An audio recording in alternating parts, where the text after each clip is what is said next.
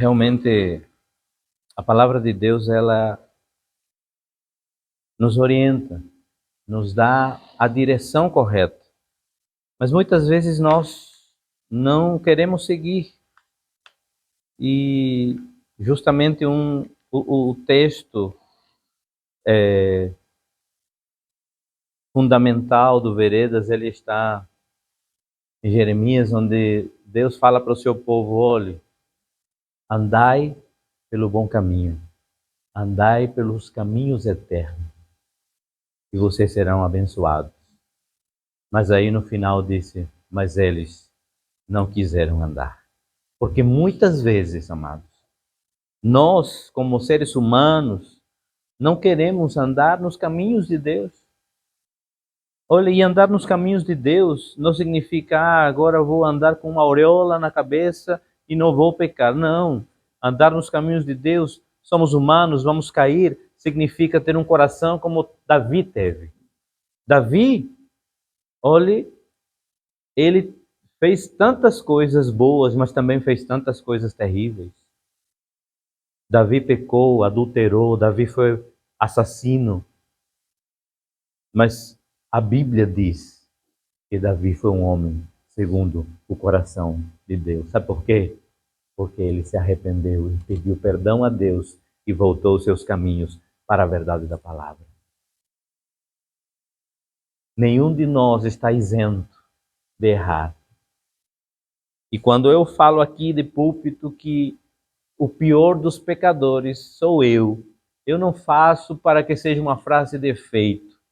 Não, faço porque você tem que entender que aqui não tem um super-herói, aqui não tem um super-pastor, aqui está um homem que também pode pecar, um homem que também pode cair. Mas mesmo assim, eu quero decidir a minha vida que esteja reta nos caminhos do Senhor. Mesmo caindo, mesmo pecando, eu olho: Senhor, me perdoa, Pai, porque hoje fiz isso, porque ontem tratei a minha esposa desse jeito, meu filho desse jeito, e cada vez que acontece isso eu sigo aquilo que aprendi na palavra. Peço perdão e digo: Senhor, me perdoa, vou lá, amor, me perdoa, eu retiro toda palavra dura que eu dei, eu retiro toda palavra de maldição que eu dei, falo para meu filho, e nós continuamos a caminhada. Porque é isso que Deus quer, amados. Nunca vamos chegar à perfeição aqui nessa terra, só nos céus. Mas precisamos entender o propósito que Deus tem para nós. Abra sua Bíblia, eu vou falar rapidamente. No capítulo 1 de Gênesis. Desde o princípio, você vai ver que Deus criou o mundo e você vai estar... Eu quero pegar esse trecho inicial da criação para que você entenda qual o propósito que Deus tem para nós. Diz assim então, Gênesis capítulo 1, verso 1. Perdão, no princípio Deus criou os céus e a terra era a terra sem forma e vazia, trevas cobriam a face do abismo, e o Espírito de Deus se movia sobre a face das águas. Disse Deus: haja luz, e houve luz. Deus viu que a luz era boa e separou a luz das trevas. Deus chamou a luz dia e as trevas chamou noite. Passaram-se tarde e manhã, e esse foi o primeiro dia. E assim Deus continuou fazendo a criação. Mas veja bem, no verso 26, vai chegar a criação de um ser supremo, que somos nós. Supremo da criação de Deus. Então disse Deus: façamos o homem à nossa imagem, conforme a nossa semelhança. A Trindade estava falando aqui, Pai, Filho e Espírito Santo. E ele disse assim: olha, vamos fazer o homem à nossa imagem, conforme a nossa semelhança. Por isso que eu acredito na tricotomia. Nós somos um ser que tem alma, corpo e espírito. Porque nós somos imagem e semelhança de Deus. Deus é Pai, Filho e Espírito. E aí então diz assim: domine ele sobre os peixes do mar, sobre as aves dos céus, sobre os grandes animais de toda a terra e sobre todos os pequenos animais que se movem rente ao chão. Verso 27. Criou Deus o homem à sua imagem, a imagem de Deus o criou, homem e mulher os criou. Verso 28, e aqui vem o texto que eu quero que você entenda. Por que Deus nos criou? Deus os abençoou. Deus abençoou a humanidade. Fale para o irmão do seu lado, Deus te abençoou. Você é bênção. Ele disse, sejam férteis e multipliquem-se, encham e subjuguem a terra, dominem sobre os peixes do mar, sobre as aves dos céus e sobre todos os animais que se movem na terra. Uma das coisas que nós vemos nesse curso do Veredas é o verdadeiro significado de bênção. Sabe o que significa bênção? Ser liberado para prosperar. E quando eu falo aqui prosperar, não estou falando da teologia da prosperidade, que agora você vai sair no seu carrão, que você vai ter uma casa nova de um T10. Não, prosperar é que você tem na sua essência vida e a vida de Deus. Isso quer ser próspero. Próspero não significa quanto dinheiro você tem no bolso, na sua conta bancária. Isso é apenas ter dinheiro, porque tem tanta gente que apenas tem a sua conta bancária cheia de milhões de euros, mas não tem paz. Mas não tem tranquilidade.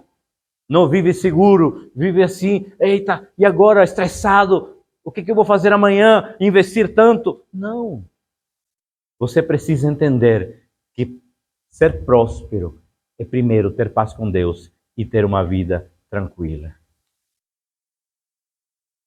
Quantos de vocês já disseram alguma vez, eu era feliz e não sabia? Não é? Porque muitas vezes, na nossa busca pelo bem material, a gente perde a paz. E não é isso que Deus quer. Deus quer que você seja um homem e uma mulher abençoado, seja livre para prosperar aqui nessa terra.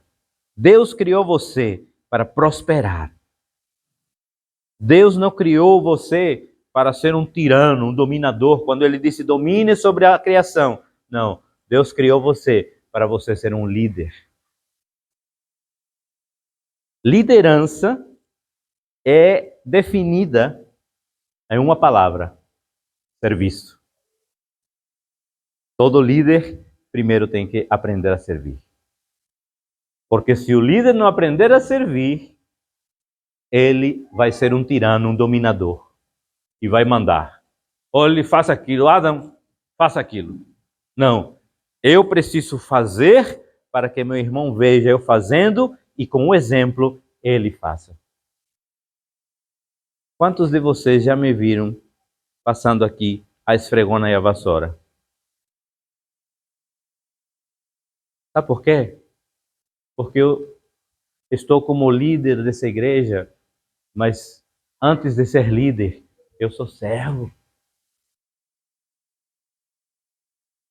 Todo homem e mulher que almeja a liderança e não lavou um banheiro, não passou a esfregona e não passa uma vassoura, não ajeita as coisas da sua igreja, não serve para ser líder.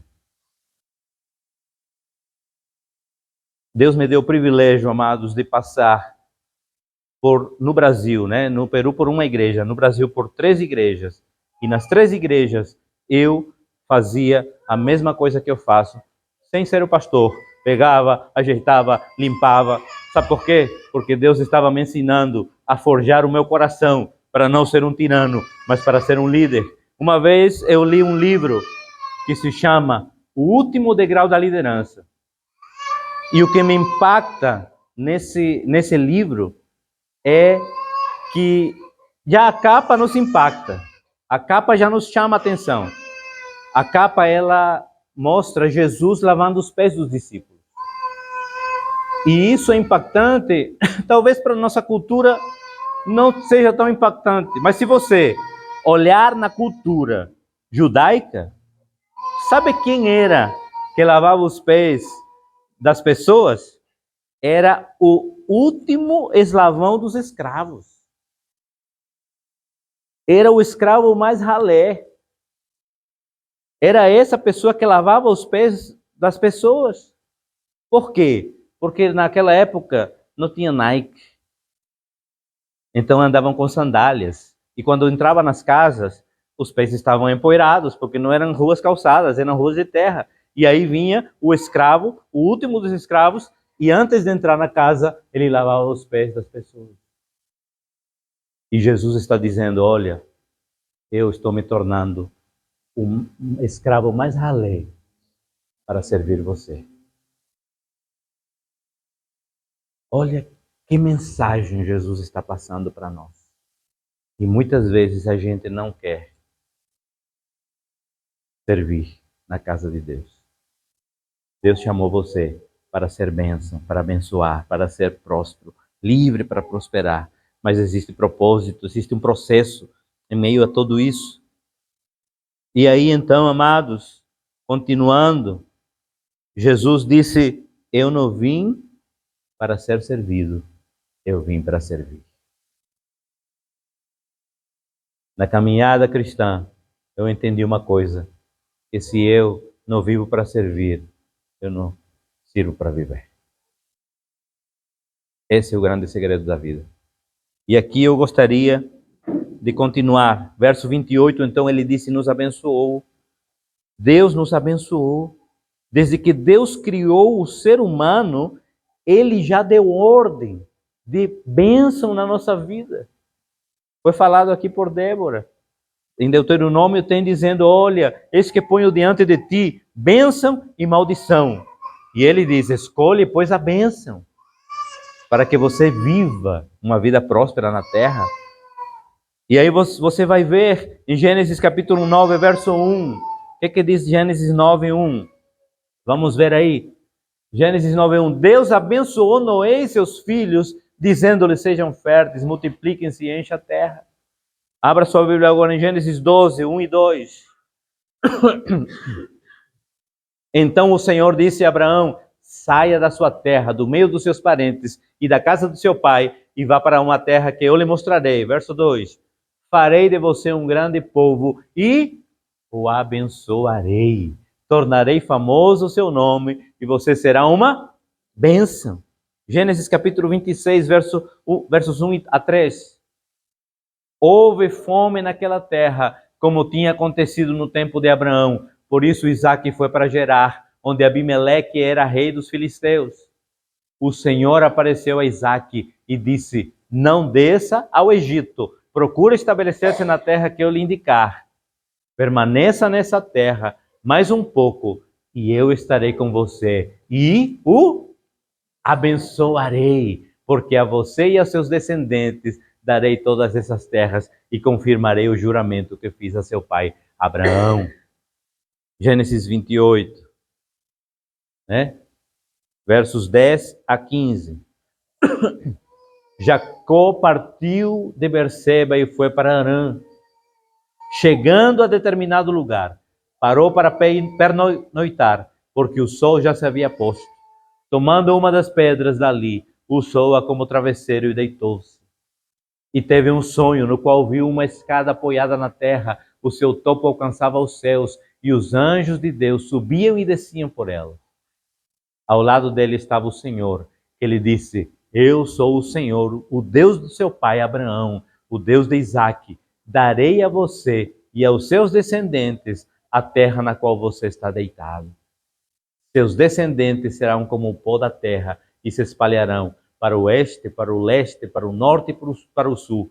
Todos os povos da terra serão abençoados por meio de você e da sua descendência. Aqui estamos vendo, amados, desde o início. Deus falou para Adão e Eva, Deus falou para Noé, Deus falou para Abraão, para Isaque, para Jacó, e Deus está falando hoje para você e para mim. Você já está abençoado, você já é bênção. Só que você e eu precisamos tomar uma decisão. Sabe qual é essa decisão? Ah, vou virar evangélico agora. Não, porque não se trata de religião. A nossa decisão na vida é seguir a Cristo, independente de religião. Religião não salva ninguém. Igreja evangélica, igreja católica, igreja não salva ninguém. A única pessoa que tem o poder de salvar você e eu chama-se Jesus Cristo, o Senhor. Ele é a única pessoa. Ele tem poder para nos salvar, para nos resgatar, para nos tirar. Aí você pode dizer, mas eu estou tão tranquilo, tão feliz na minha vida. Olha, eu gosto daquilo que eu faço. Sim, mas como está a sua alma? Como está o seu coração? Você gosta daquilo que faz e está feliz com aquilo que faz. Mas Deus gosta? O seu pai gosta? Esse é o grande dilema da humanidade. Repito, você não vai ter uma vida perfeita aqui na Terra. Porque não existe. Se alguém dizer a você, olha, eu sou aquele que tem a vida perfeita aqui na Terra, fuja porque é o anticristo. É verdade. Não existe nenhum homem. Só teve um homem aqui na Terra que esteve entre nós, que viveu na sua plenitude e perfeição, porque era 100% Deus, mas também era 100% homem, Jesus Cristo. Todos nós demais, olhe, precisamos verdadeiramente entender que Deus nos chamou para ser bênção. Porém, nós precisamos tomar as decisões corretas na vida. Quero encerrar aqui. Que você e eu possamos verdadeiramente compreender esse propósito que Deus tem para nós. Nós vamos cantar uma música daqui a pouco. Eu gostaria que as famílias pudessem estar juntas. Quem estiver, claro, com a sua aqui. Porque nós vamos proclamar, profetizar nesta manhã que a nossa casa será uma casa de bênção. Que a nossa casa será um pedaço do céu aqui na terra. E não, quando eu falo um pedaço do céu, não é porque vai ser todas as mil maravilhas. Olhe, ainda eu, não está aqui Célia, mas Jonathan sabe, ainda eu discuto com minha esposa. Sabe por quê? Porque eu sou ser humano, mas aí eu preciso pedir perdão. Ainda eu vou, talvez, ferir você, um de vocês, mas aí nós precisamos restaurar esse relacionamento. Somos seres humanos e a gente vai avançando pouco a pouco, segundo a vontade de Deus. Mas o primeiro passo chama-se quebrantamento, um coração contrito e quebrantado, um coração obediente à voz de Deus. Se junte com a sua família, enquanto o João solta essa música aí no som. Vamos ficar em pé. Fique junto da sua família. Se não está, não tem problema, você vai estar declarando isso para a sua família no reino espiritual. Declare isso. Minha casa será uma casa de bênção. Aleluia. Minha casa será um pedaço do céu.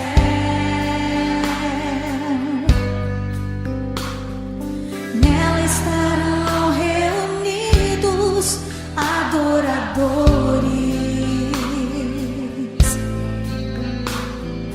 que só exaltam ao Deus verdadeiro e fiel.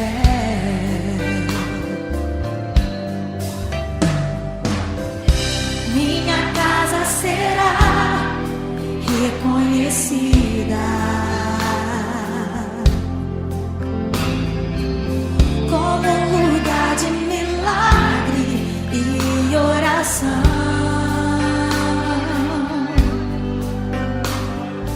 onde Jesus tem prazer em ficar, onde o Espírito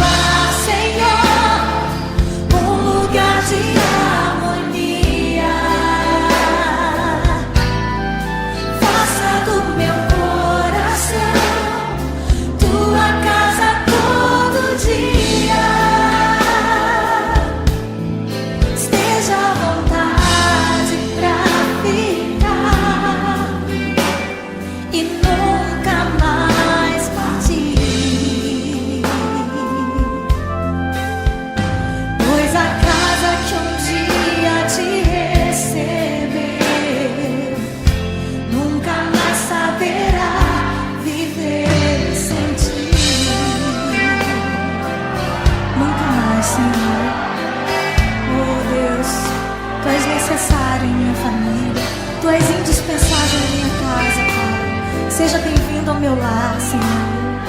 Aleluia. Minha casa será reconhecida. Minha casa será reconhecida. Eu creio. Como um lugar de milagre e oração,